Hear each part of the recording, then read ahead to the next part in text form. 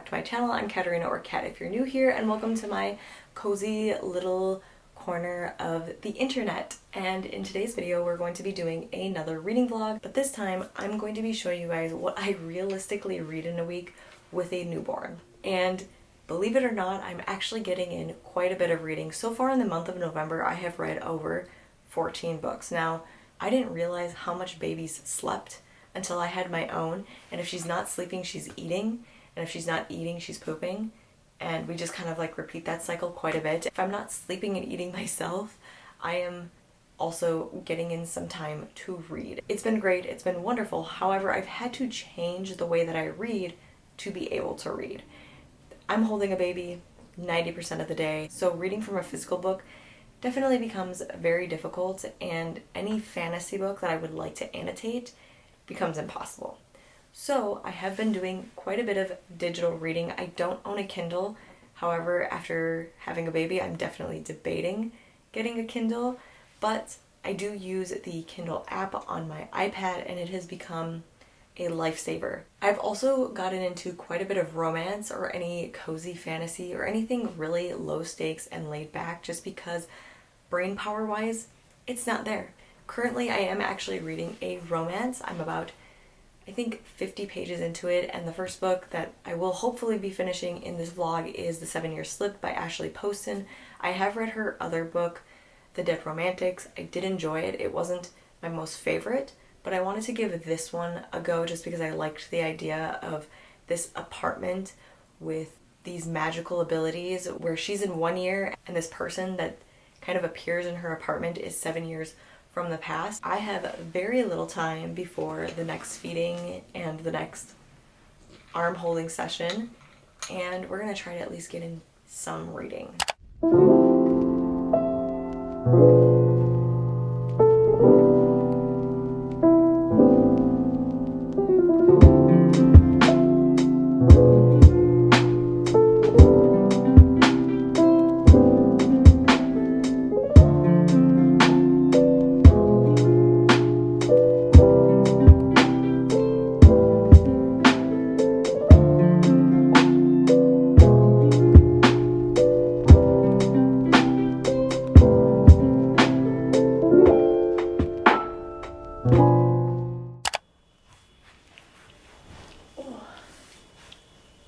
Woke up feeling all the things, didn't you?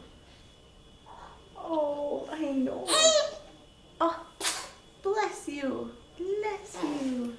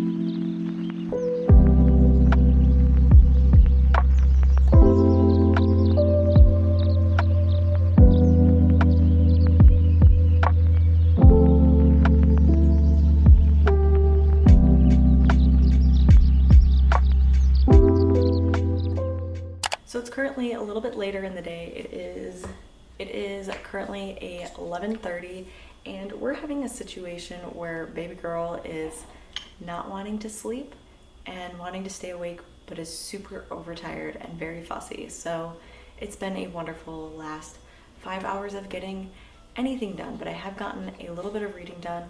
I am, weirdly enough, enjoying The 7-Year Slip. I did not think I was going to enjoy it that much. With The 7-Year Slip, I'm actually enjoying the romance, I am enjoying the plot, I'm enjoying the characters, I'm enjoying this idea of a magical apartment that you're able to like step 7 years back. I do want to read her other one, which is the novel Love Story, and I've heard really great things about that one as well. So yeah, so that's where we are. I'm about halfway through. Could potentially finish it today.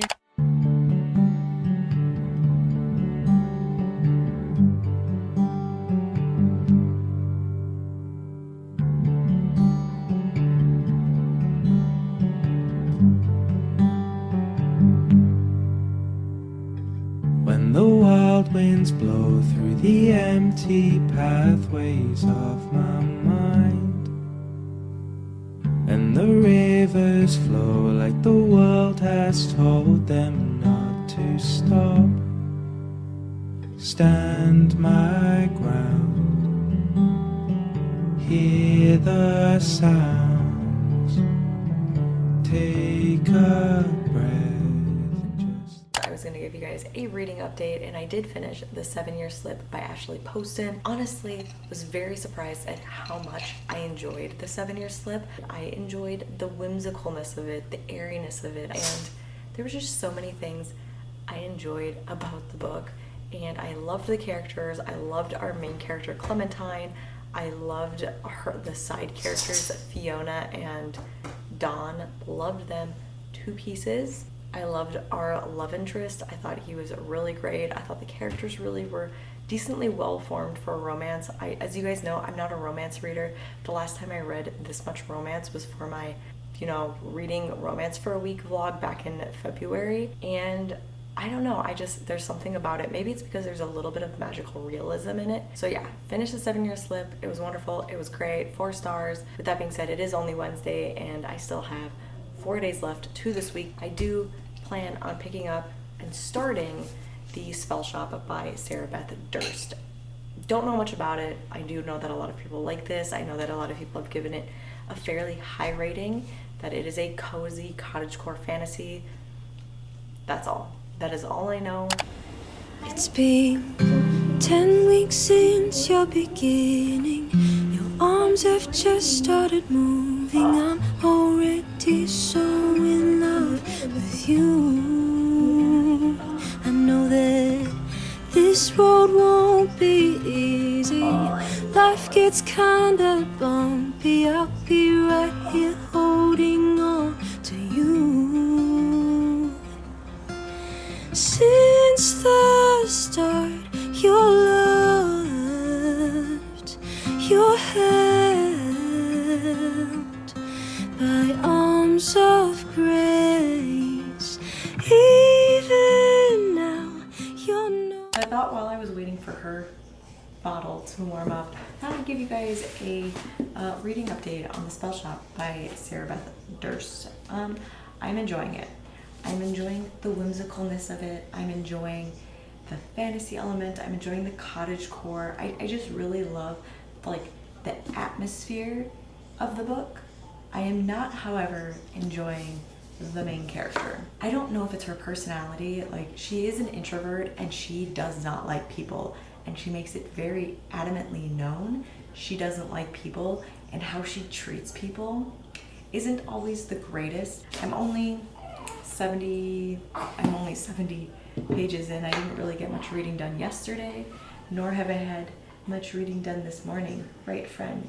You've just taken a lot of my time today, which is okay. Yeah, you are a little body with big emotions. Yes, but maybe we'll get in a little bit more reading today. Maybe I'll start to like our main character more, but as of right now, she is not my favorite.